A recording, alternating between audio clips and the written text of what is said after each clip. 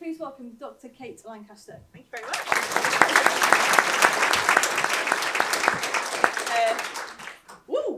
That's really dark. Could I see the audience? You can see the audience. Yeah. I like to see faces, otherwise I feel like I'm talking to myself. You're right, you can see that, right? Yeah? Good. Otherwise I might fall asleep as well, and nobody wants that. By the way, spoiler alert, with the whole success thing, we're not quite there yet, just so you know. All right, so I'm going to talk to you about whether it's possible to build a star on Earth, right? And that might sound like, just another so-called expert wasting taxpayers' money just to play around in the laboratory. Well, actually, what we're trying to do is we're trying to create a long-term clean energy source for the rest of time that we have on this planet, and trying to recreate the energy source of the stars and the sun, which is called nuclear fusion. I'm going to tell you a bit about that on the next few slides, is hopefully our ticket to a sort of cleaner, greener future. Okay, so there is a reason behind it, but I'm not saying it's not fun to fire giant lasers into a piece of material and make it turn into a miniature star. So I like to start off with this picture because I think it neatly summarises our kind of problem. I took it from a hotel window when I was at a conference in Yokohama, which is just next to Tokyo. And you can see the issue here, right? We're energy addicts. And as the population of the world goes up, it's probably going to stabilise at around 10 billion. We're going to need more energy supplies because obviously, actually the energy that we're getting from conventional sources like fossil fuels is dwindling. And so we're going to need to think pretty fast about where we're going to get the rest of this energy from. It's a scary thought for a Tuesday afternoon. But the point is, what we're trying to do is, recreate the energy source of the sun so that we can have this long-term sustainable energy source. So we don't need to panic just yet, but we do need to feel the fear, I think, a little bit, right? So I need you now to help me. Suppose we are all a room full of scientists and engineers, and we have to design an energy source from scratch. A perfect energy source. What would you want it to do? What do you want it to be? Shout some examples out. Yeah. Zero carbon emissions. Yes, clean. Free. Free? Well, that's an interesting point we'll come back to. Someone was safe, absolutely. Yeah. Yeah. Don't you also get really cold stars? You can do, yes. So you can use those as a freezer. But we're trying to produce lots of energy at the moment. So any other suggestions? These are all really good suggestions, by the way. So I think most of these came up. Reliable didn't come up, but obviously that's one we really need. We need to be able to rely on the fact that that energy source is there. We need to be able to switch it on and off when we want. So when we've watched Coronation Street and we go make a cup of tea in the break, there's a big spike in energy demand. We need to be able to bring a power station on to cope with the demand and bring it off again. So it needs to be turn off and onable, if you remember those adverts, right? Sustainable. So that fuel needs to not run out. We need to be able to have this forever, if we can. Clean, as you rightly pointed out, yes, it does need to be clean. It needs to be environmentally friendly, it needs to be clean, and all the rest of it. Safe, that's one people miss actually. This is going to go in our locale. We don't want something nearby that's going to cause us harm or put us in danger, right? Cheap. So that came up, right? Now, this is an interesting one. I put a question mark next to this because I truly believe we are through the era of cheap energy, right? Unfortunately. So whatever energy source it is I'm talking about now, I can only ever really promise as good as what we have. I don't think I could ever promise to be cheaper. But let's see what the future holds for us. But I don't think that cheap is something that we can potentially deliver. So it turns out if we look out into our own dear universe, an energy source that kind of encapsulates most of what I've talked about does exist. It's the energy source that powers the sun and the stars. It's called nuclear fusion. So if we peer deep within those stars, there are hydrogens milling around, and if we bring those light particles together, it produces energy. And it's that energy that we want to recreate. We want to recreate this process on Earth. And that coming together of light particles to produce energy is called fusion, nuclear fusion, right? Because it involves the nucleuses. And actually, nuclear fusion is entirely responsible for our existence, right? I mean, obviously because the sun is in the sky and it's shining and sustains life on Earth, but it's something more profound because deep inside the stars, this nuclear fusion is happening, and it produces all the elements that make up our body. So all the atoms that are making us up and everything around us were forged deep in the centre of stars. So we are made of stardust, okay? Every single thing is forged in the centre of stars that makes us up. And so fusion is fundamental to life in the universe, and hopefully it'll be fundamental to how we produce energy in the future. So this talk is a story of how scientists like myself, I don't put much weight on what I'm doing, I'm just a very small cog in a very massive machine, but how we're trying to make this happen. So the sun is converting hydrogen into helium, and we precisely want to do that on Earth, but we're taking two types of hydrogen, deuterium and tritium, okay? So these two isotopes of hydrogen, and we're going to give them lots of energy, spat them together, we get resultant products, helium and a neutron. So, why deuterium and tritium? Well, deuterium is present in seawater in extremely large amounts. For every 6,000 hydrogens that are there, there's one deuterium. So you can imagine seawater has a hugely abundant source of deuterium. But tritium, for every 10 to the 17 hydrogens, so that's 1 and 17 zeros, hydrogens, there's one tritium. So it's not naturally occurring. So you might think, well, Dr. Lancaster, you're a bit of an idiot for basing an energy source on something that's not naturally occurring. And that might still pan out to be true. However, I will tell you, because we can make tritium, and I'll tell you how we do that in a little while. So, how do we get the energy out? Well, presumably everyone has seen the most famous equation in the world. This is the only equation in my talk. E equals mc squared. Does anyone know what E stands for? Energy. M? Mass. C? Brills. Right. So you all know what you're talking about. Right. My job here is done. No. But anyway. So E equals mc squared, most famous equation in the world. Einstein said that the speed of light is a constant, doesn't matter what reference frame you're standing in, it's constant. So all we care about for this equation, that this here is constant and unchanging, which means energy and mass are somehow interchangeable. That's interesting. Right, so, and what we know is C, and ergo C squared, is a huge number, an absolutely huge number. So what does this tell us about how we get energy out?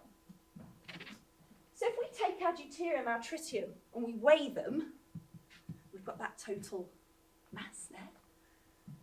Now, let them do the do, fuse, and then we get the resultant particles, which is helium, or helium nucleus, which we also know as our beloved alpha particle, and a neutron. And we weigh those and add those masses together as well. What we end up with is a mass loss between this situation and this situation. And we take that tiny little value of mass, times it by c squared, which is a very big number, we get absolutely loads of energy. It's an extremely efficient way of getting energy out of the nucleus, okay? Now, let's get back to this tritium problem.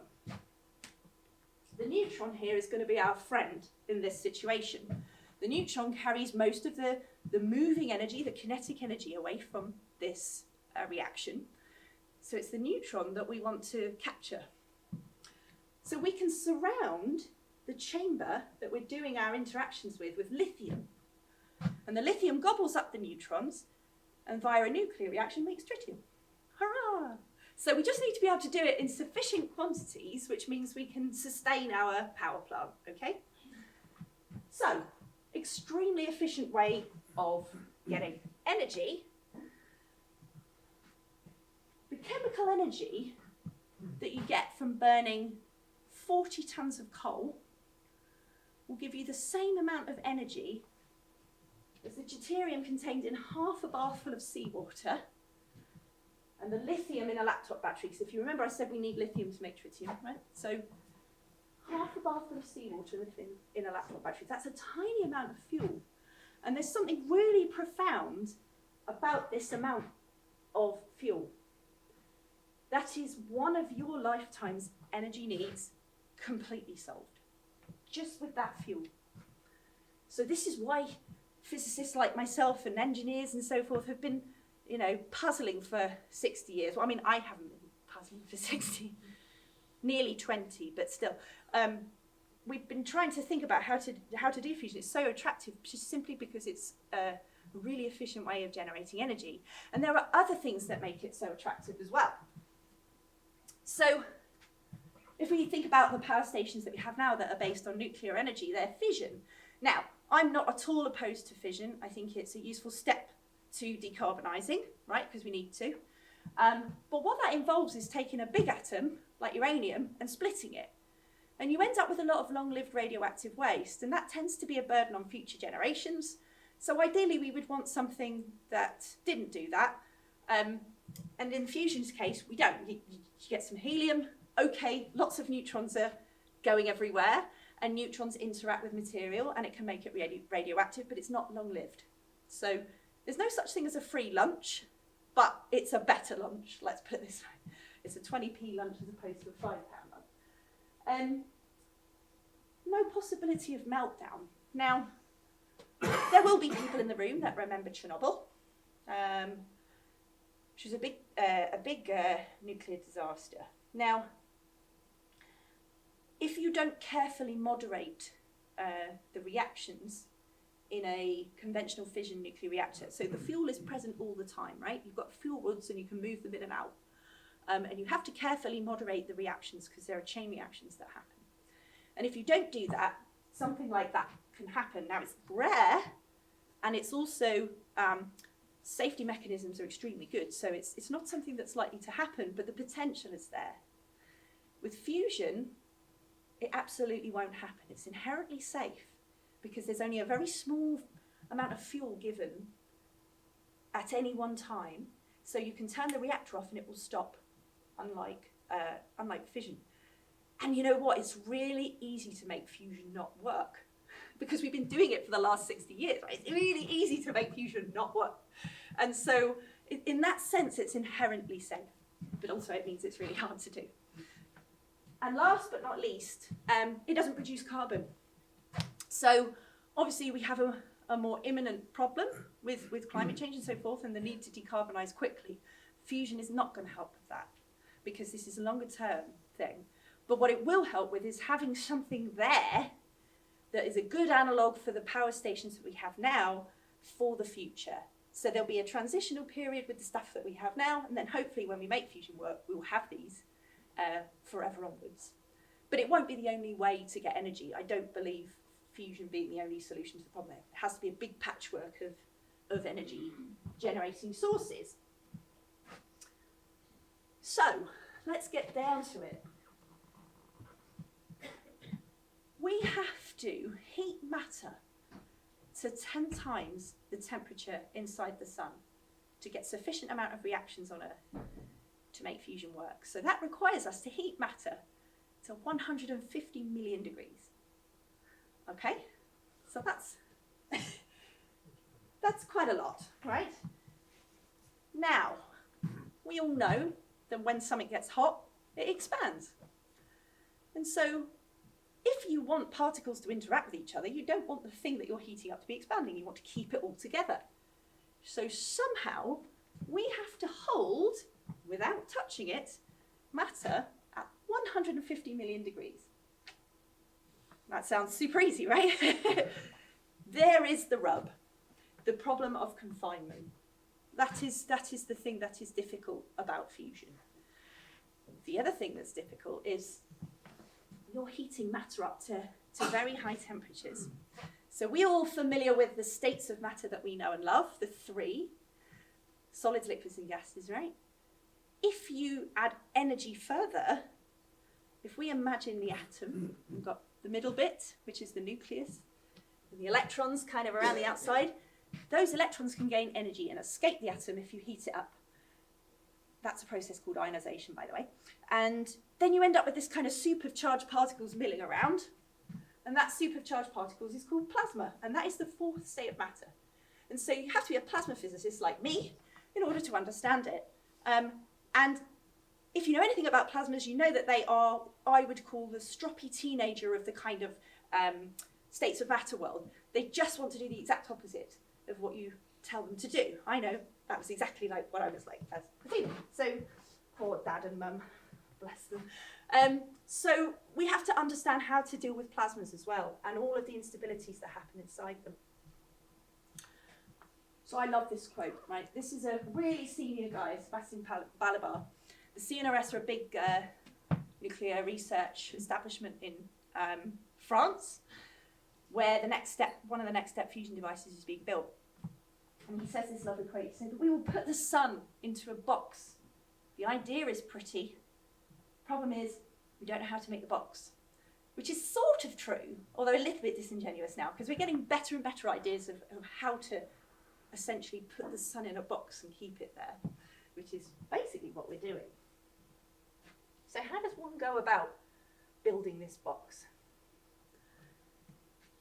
So we have three knobs we can twiddle to make fusion work, okay? Temperature, right, so obviously I said you have to heat it up pretty hot. These are charged particles, they need to come together, but they don't want to because they're the same charge. It's like trying to bring two like poles of a magnet together. There's resistance, so you have to heat them very high temperatures in order to overcome that repulsion. So temperature is kind of non-negotiable. You only have a little bit of play around that button. So what have we got? We've got the other two. So how long can you confine this matter together and it produce net energy? And what is the density of particles that you can hold together? So you can see there might be two routes to this, right? One, hold a moderate density of particles together for a very long, indefinite period of time to get that result. Or hold an extremely dense material together for a very short period of time, but just do that over and over again. So they're the two main approaches to fusion, okay? And I will put labels to those now and tell you a little bit about what we're doing. So,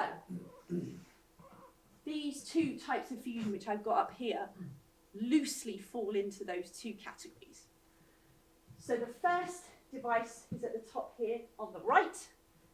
That device is called JET, and that stands for the Joint European Torus. It is the most successful fusion device in the world, and it's here in the UK. It's at the Culham site down in Oxfordshire, so it makes me very proud to be able to say that. We are at the cutting edge of fusion research. Now that works on the principle that it is basically plasma made up of charged particles, and therefore charged particles can respond to magnetic fields. So we can kind of use this weird donut-shaped device to kind of levitate this plasma inside so it's not touching the walls. And that is the kind of approach where you keep a moderate density of particles together for a very long time, right? Now, on the other side, there's something called inertial confinement fusion.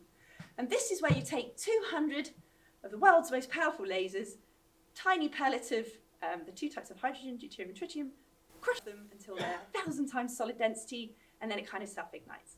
Now, it's a lot more complicated than that, I assure you. And it may or may not surprise you to work out that that is the kind of fusion that I investigate, which involves playing around with big lasers, because that's kind of fun. And that's the younger method. Magnetic confinement fusion has been around since the 50s. Lasers weren't, of course, invented until 1960. So, but it wasn't long after lasers were invented that people realised you could actually do fusion with them. So it's been a fledgling area of research ever since. So they're the two approaches. There are more variations on that theme, of course, but we'll be here till Christmas if you got me talking about all of them, which I'm sure you probably don't want. So we've only just had the last one, right? So need to get over that. So how does magnetic confinement actually work? So if you'll put your thumb up for me. I don't really need you to do that, but it's just validation. No, I do. Right. So your thumb is a current carrying wire, right? So think of your thumb, there's a current going through it. And when a current goes through that wire, it generates a magnetic field in the direction of your fingers that wraps around this wire. And that acts to pinch. If it was a plasma rather than a wire, that would act to pinch all the plasma inside that magnetic field. And that sounds beautiful, but of course, if it's just a tube, then the plasma's going to squirt out the ends, isn't it? So this donut shape is not an accident. Join the two ends of a tube up together, then you have a donut with some plasma inside. Now, it's slightly more complicated than that. So what you have here is an inner poloidal field coil. That generates a current that goes around the centre of this donut. And the current that goes around the centre, of course, this business happens. Current going through a plasma, you create this beautiful wrapping magnetic field, which starts to confine the plasma in the donut on the axis of the donut. And then you have these huge D-shaped coils called toroidal field coils. And they generate a magnetic field that goes around the middle of the donut. So when this wrapping magnetic field and the magnetic field that's just going around the centre of the donut combine, you get a helical magnetic field that confines all of the charged particles to just go around the field lines and not touch the walls, right, of this big magnetic bottle. And they can remain like that for a fairly long time, okay? Now, how does it get hot? Because that's the key. It's all very well keeping your plasma together. So this current that we start initially starts adding heat to the donut, but it's not enough. So what do you do when you want to heat something up quickly in the kitchen? You just said microwave, right? You can have a job, right? So, yes, we microwave stuff, right? So what we can do is just throw a load of microwaves at the plasma. Particles in the plasma start oscillating around in the magnetic, in the microwaves, and then eventually those particles that got excited crash into other particles, and via collisions start to raise the temperature of the fuel inside. And you can also fire neutral particles to collide with the particles in there as well, which also raises the temperature. So there's more than one way to skin a cat. So in a nutshell, that's how it works. Now, I assure you, it's a lot more complicated than that, and probably anyone who's working in magnetic confinement is kind of revolving in their chairs right now, because they're like, Kate's at it again, she's talking about magnetic confinement fusion when she's not an expert. But anyway, this is all you really need to know. Now, this is lovely. This is a video of jet, the discharging jets. Now, what you can see here, just the edges, at the bottom there. So that, you know that donut-shaped device, this is just like a cross-section of that, right? So this bottom part here is called the diverter, and that is essentially the exhaust pipe of the tokamak, because eventually stuff gets sucked down to basically magnetic field lines kind of cross there, and particles get sucked down. Now, you might think to yourself, oh, it's glowing really brightly at the edges, but not in the middle. Well, that's because it's only when stuff gets cooler that you can see it in visible, right? So basically, the way that light gets emitted is, if you imagine that atom, you've got the nucleus in the middle and you've got electrons. Oh yes, I will stop that. Yoink! I'll stop that because it's covering up what it's saying. So if you imagine the atom and it's got a nucleus, and then we've got electrons kind of sitting at different kind of energy levels. And electrons can gain energy by sucking up light, chunks of light we call photons, but it can also lose energy by emitting it, right? So if an atom is excited because it's got hot, it can lose some energy by emitting light, right? But everything in the middle has been completely ionized, so there's no electrons and they're not able to recombine. But as we get cooler towards the edges, electrons can start recombining with the atom, and they have to emit light to do that. So that's why you can see. So it's actually cooler at the edges, not hotter, which is what you'd immediately think of if it was brighter, right? Defies the logic that you think. So, what about lasers then? So, it's a big mouthful, inertial confinement fusion. But essentially, what we're doing is confining the plasma with its own inertia, right? So, what happens is we take a pellet of our deuterium and tritium and fire the lasers on it. Now, there are two different approaches. You can do it directly with the lasers themselves to heat this pellet up, or you can do it by the other way, which is you fire the lasers into a tiny gold can, the lasers heat the can, and then the can, because it's hot, emits, but it emits in the X-ray because it's very, very hot, and then the X-rays come in and they do the compression. So this side is called direct drive, this side is called indirect drive. The indirect drive has military applications as well because it's extremely similar to how the inside of a nuclear weapon works. Whereas this side, direct drive, is what civvies like me can work on because it's not classified.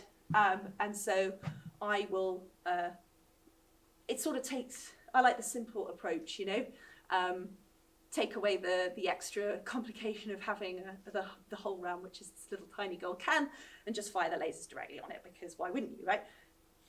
Neither way is better than the other. They have different advantages, okay? So, but it's easier for me to work on direct drive simply because there are parts of this process that are still classified. Lots of it is declassified. Lots of it got declassified in about 72. But there are some parts of it I'm not allowed to know because I don't have security clearance. So how does inertial confinement fusion work? So let's start off. We take a shell. So this pellet that we have, which is about the size of a ball bearing, well, it will be. Anyway, it's half the size of a ball bearing at the moment. We have a shell of deuterium and tritium ice. But that's the only, it has to be cryogenically cold because that is the only temperature at which deuterium and tritium are solid and not gaseous. So that's why we need to do that. Now, the lasers come in and they heat the outside of this capsule. And then that capsule heats up really rapidly. The outer layer heats up really violently. And that process is called ablation. Now, anyone here had their eyes lasered? Yeah. So when you bravely, frankly, stared down the barrel of a laser, because I wouldn't do that. But I'm a laser physicist, so I've been told not to do it. But right, presumably they sedate you for that, right? Anyway, when you stare down the barrel of that laser and the laser interacts with your eye, that laser is ablating your cornea. Now, of course, right, that laser is far less powerful than the lasers I'm talking about. You would not want to put your eyes in the way of this laser at all. But so your cornea is ablated, but it's a far less violent process than this process. This process is extremely violent. Basically, it's like a rocket. So if we've got fuel going one way, what's going to happen to the rest of it?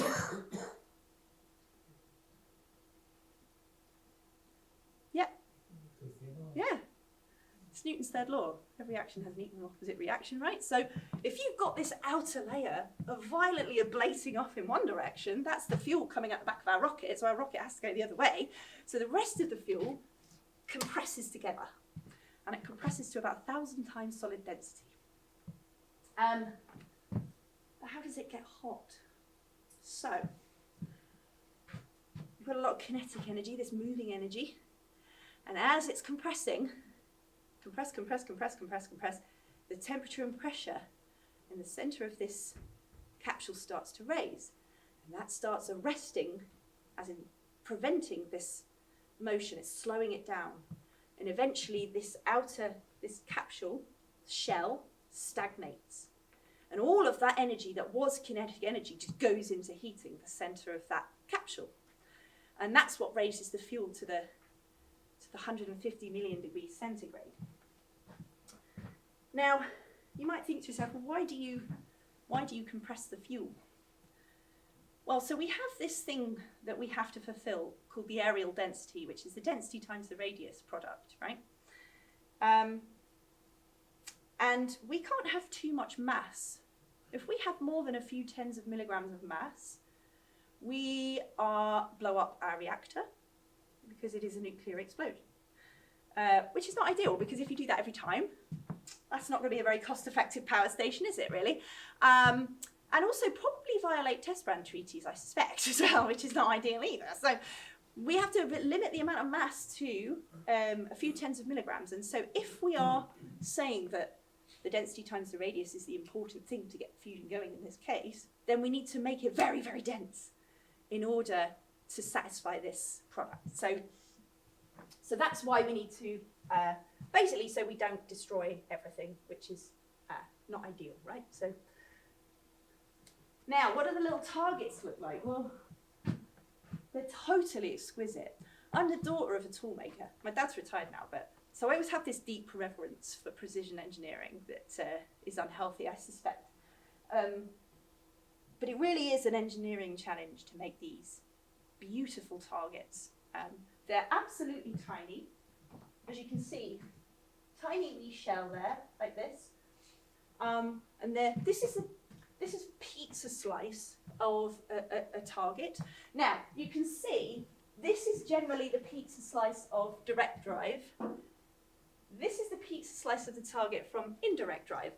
You could probably guess where the most money resides, given that this is a nice MS Paint drawing that I drew, and this is a delicious, well-designed, so it gives you a sense of where the funds are. And also, the biggest facility in the world is geared up to do indirect drive as it stands. So this is why only what we call a point design exists for this type of target, rather than rather than direct drive, which is what I work on. But either way, they're all kind of the same. You have an outer layer here.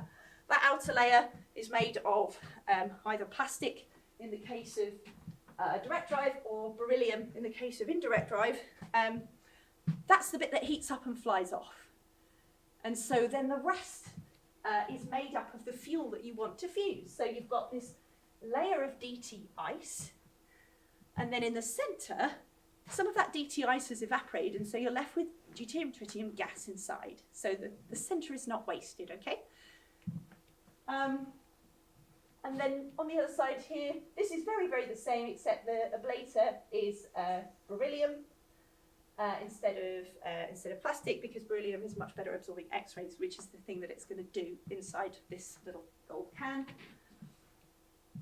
And these capsules have to be less than a micron smooth, right? So a micron is 10 to the minus 6 of a meter, right?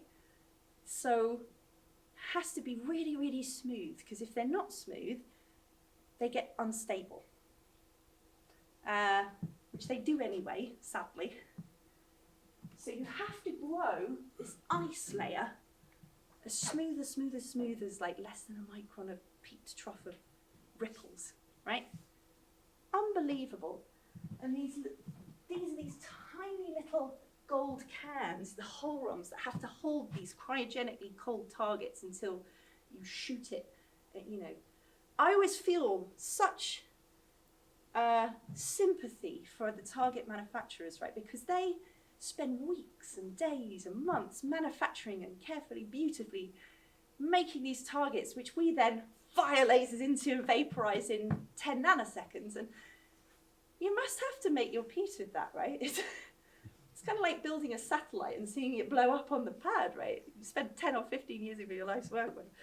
I'm sure they're okay with that. I'm sure that they understand when they take on this role that this is what's going to happen. But we should give them some of our respect anyway, even though I do just destroy their targets completely. So let's put some numbers into perspective. So the speed at which this outer layer, this ablator, flies away is something like 10 to the 7 centimeters per second. Now the fastest man-made thing in the universe, well that I know of anyway, is the Helios 2 probe that did a slingshot around the sun. But that only got to 7 million centimeters per second, so this is faster than that now. And of course, if the ablation velocity going outwards is fast, then the implosion velocity, because of Newton's third law, has to be about the same order of magnitude, right? So it has to be about 10 to the 7 centimeters per second. And the pressure exerted on this by the lasers is like hundreds of megabar. But as the capsule gets smaller and smaller and smaller, that pressure gets amplified to hundreds of gigabar. Now this, the center of the sun, the pressure in there is 250 gigabar. Giga is 10 to the 9, just if you remember. So when I say I'm creating miniature stars in the laboratory, I'm not being that disingenuous. Like the temperatures and pressures are very similar. So it really is quite phenomenal. Now, how much energy do you have to put in to make one of these little stars burn? Well, in short, we don't know. But it's going to be on the order of some megajoules of energy, mega being 10 to the 6 million joules. What is a million joules? Well, it is basically the chemical energy contained in a 4-bar Kit Kat, right?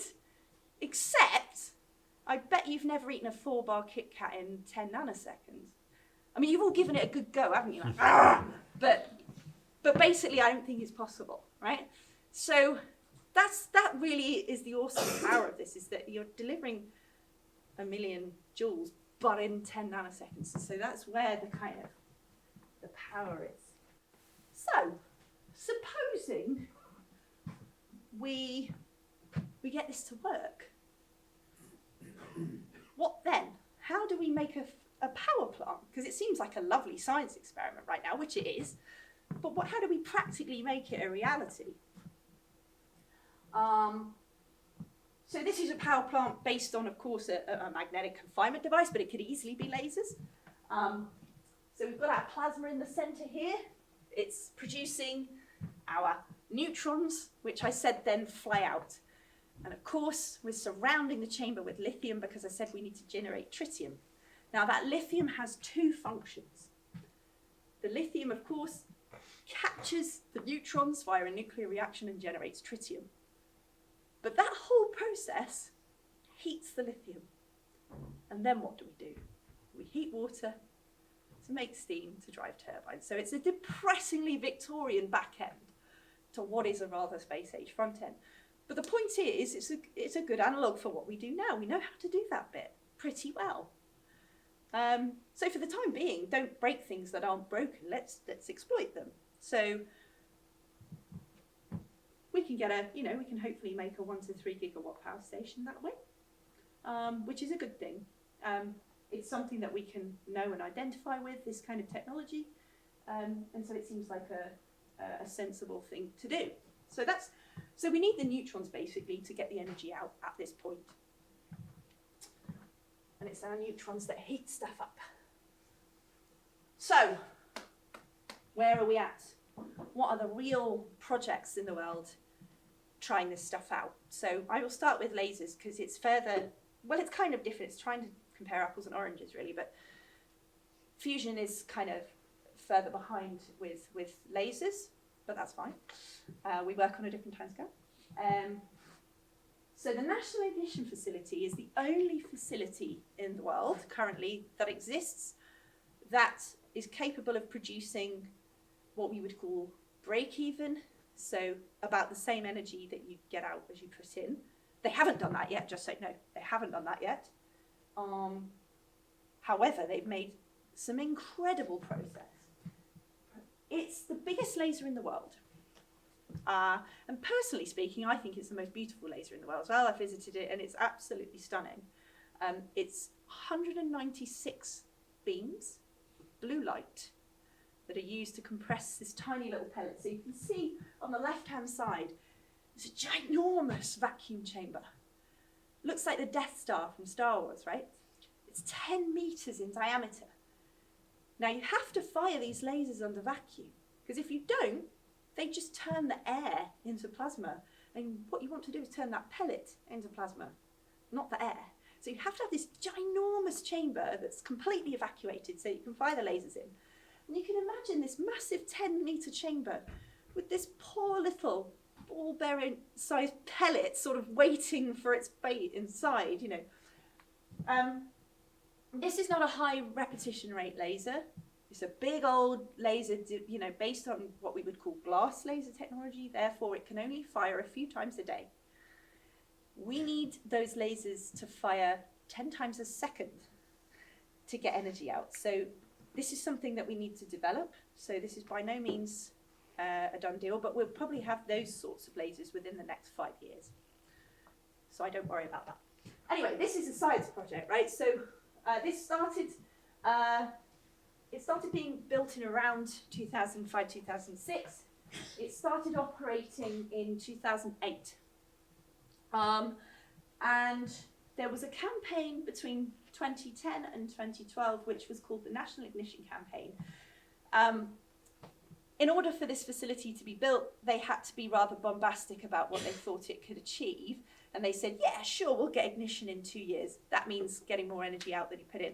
Of course they weren't going to do that, and of course they didn't do that. However, the facility exists now, and lots of good science is being done. They've done a lot to work out why they didn't get more energy out than they put in. And now they're getting to a really interesting period of time. They've got more neutrons than ever before. Why is that important? Well, for every nuclear reaction that you saw, we've got a neutron. So the more neutrons, the more nuclear reactions again. Great. So you're doing better at fusion. And they're getting closer and closer to understanding the physics of why it went wrong, and so how they can move forward. And it's really an exciting time for these guys. I'm kind of vaguely associated with NIF. I don't work on NIF, I could, but I like to be a bit left field so that I don't get sucked up in all of the programmatic stuff. But just this side, this is just some of the, it looks like a factory, doesn't it? But that's just some of the 196 beams. They have to be in like tubes to stop the air from flowing past. And then this is just the plan view. So it's the size of 3 American football pitches, because of course we have to measure it in American units, which is an American football pitch. If it was in London, it'd probably be like London buses or O2 or something like that. But anyway, perfectly impressive, and watch this space there. It's very, very interesting. Okay, so what about the magnetic people? Well, this has been going a rather long time. JET, which I showed you, that video, the Joint European Torus, that was built in 1983, so I was 4. And you can see that from this lovely diagram here, this lovely drawing that probably wasn't done on a computer because they wouldn't have had the computers back then like that. So it's a big device. You can see here, this is a standard size plasma physicist, right? So it's a fairly chunky device. It's the most successful fusion project to date, right? So in 1997, which, sidebar, that's the year I started my undergraduate degree at university, they achieved 16 megawatts of fusion power. Now, that doesn't sound like much, but it's pretty beefy. But why is that significant? And what on earth have they been doing since then, you might ask? So, this is the only graph in my talk, but I think it illuminates quite nicely the issue. You've got time along the bottom in seconds, fusion power in megawatts along the side there. That big blue peak in the middle was that 16 megawatt golden shot. But you can see it lasts for about 2 seconds. Now, if you remember what I said about magnetic confinement, is that we need to keep a moderate density of particles there for a long time. That's the idea, right? So 2 seconds isn't a long time. And the reason why is because these plasmas are inherently unstable. Now, of course, inertial confinement, the laser side, is also very unstable. We have these horrible instabilities called Rayleigh-Taylor instabilities, ripples and all. So it's no better, just different. So they have these kind of turbulent instabilities which prevent confinement for longer than a few seconds. In order to overcome that, you have to go up in size. So unfortunately, in this case, size does matter. So they have to go bigger. So you might wonder, why is it always decades away? We're bored of waiting. Well, honestly, so am I bored of waiting. And it is kind of a function of money, unfortunately. So we have to get a bit icky here. So with the magnetic confinement, guys, I said the machine has to be bigger in order to try and overcome some of the losses from these horrible instabilities. So the next device is being built currently in the south of France, because physicists aren't stupid, they like sunny holidays, and it's being built in Cadarache. It's a lovely place, I must say. I mean, it took ages to figure out where to site it, because lots of people wanted to, and it could have been in Japan as well, so they were arguing for years about that. That was when I was doing my PhD. It took about 5 years to decide where to put it, right? Because this is the thing. It's a global project. It's the biggest physics project ever. Bigger than LHC? Yeah, LHC might be a small tube under the ground that's 20 kilometers across, but this is much bigger undertaking than that, right? That was a collaborative project, so we know we can do it. But this is global, not just European, global project. So many countries all around the world involved, 12 nations. One of the nations is EU, right? So Europe is a nation in this case, and that's made up of lots of little countries, including us, for now. No, it's not, is it? I'm out of date. Anyway. So ITER is this enormous project. It's going to be something like 20 billion euro when it's done, maybe more. Now that sounds like a lot of money, doesn't it? But it's a global project. We spent personally in the UK more in Afghanistan. So it depends on your priorities, right? So but the point is this, it's a global project because no individual country wants to take the risk of this, right? So it takes a long time to decide to do it, and even longer time to decide where to put it, and then to decide who does what. So it's kind of been carved up like a Terry's chocolate orange, and now many nations are contributing and building this stuff. So we believe there'll be first light in about 2025. So for you, youngsters in the audience, this is a good time to get into fusion, because now you're going to see the fruits of many people's labour for the last decades. So really good time. And the aim of it is it should produce something like 500 megawatts of fusion power over a period of 400 seconds, which, as you can agree, is much better than 2 seconds. It's not indefinite, but it's much, much better, and it's a big net energy. Now, if you think about what a normal power station gives out, something like 1 to 3 gigawatts of power, so, you know, half a gigawatt is not bad, right? So it's a really exciting project, but it's just taken a very long time to come about. The piece of paper that was signed that said we are going to do something like ITER, we didn't know that's what it was called at the time, was signed by Gorbachev and Reagan in 1985, all right? This is how long these things take. Money is one of the biggest reasons we haven't had fusion yet. It's not that we don't have the know-how or the smart people to deliver it, we just need more money to make it go faster. So it's a miracle that we have achieved what we have. Physicists, by and large, shoot themselves in the foot because they love what they're doing so much that they can achieve something for basically nothing, which is basically what's happened over the last few years. So it's a very exciting time. So ITER, being built right now, should be finished in 2025. It's a big old project. Here's a standard size plasma physicist now, right? So it's a big old 10 meter major radius, massive machine. These are the nations that are involved, so all over the world. Serious engineering. The vat vessel and all of the associated ports weighs about 8,000 tons, which is the same basically is the Eiffel Tower. So serious stuff. One of these D-shaped toroidal field coils weighs the same as a fully loaded A38. Serious engineering. I love that stuff. It makes it real, doesn't it, right? And so clearly, ITER is not being delivered by jokers like me sitting in university. Heavy industry is now getting these contracts and delivering these big projects because they know how to do it. They've built nuclear subs, they've built big power stations, so they know what to do. No one's ever built a fusion power station before, so that's part of the problem.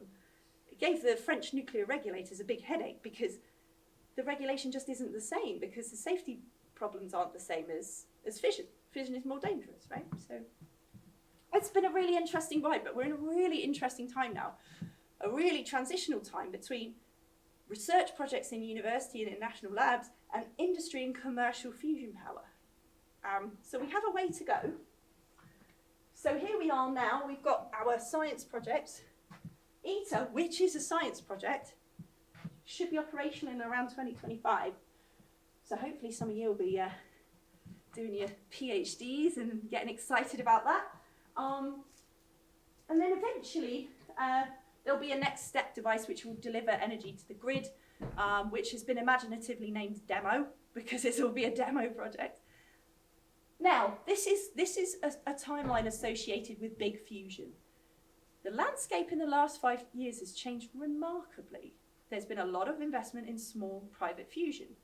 3 companies sitting in the UK, in the Golden Triangle, are doing fusion at the small scale because technology has improved such that you can start to miniaturize these magnetic confinement devices, because you can make, instead of making the device bigger, you can make the field bigger.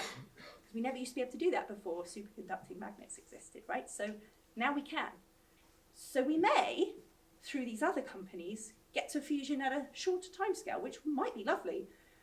You may or may not have heard as well that £200 million has been invested in the UK in a project called STEP, which is one of these small fusion tokamaks, which will be based at Culham, where JET is also being based. So that's going to be a development project as well. So lots of exciting prospects for scientists in the UK right now for fusion as well, in our homegrown programs, as well as big global programs. So just needs bodies in a room to help. So if any of you are excited about this, then do think about it. So on that note, thank you so much for listening, and well, yeah, any questions?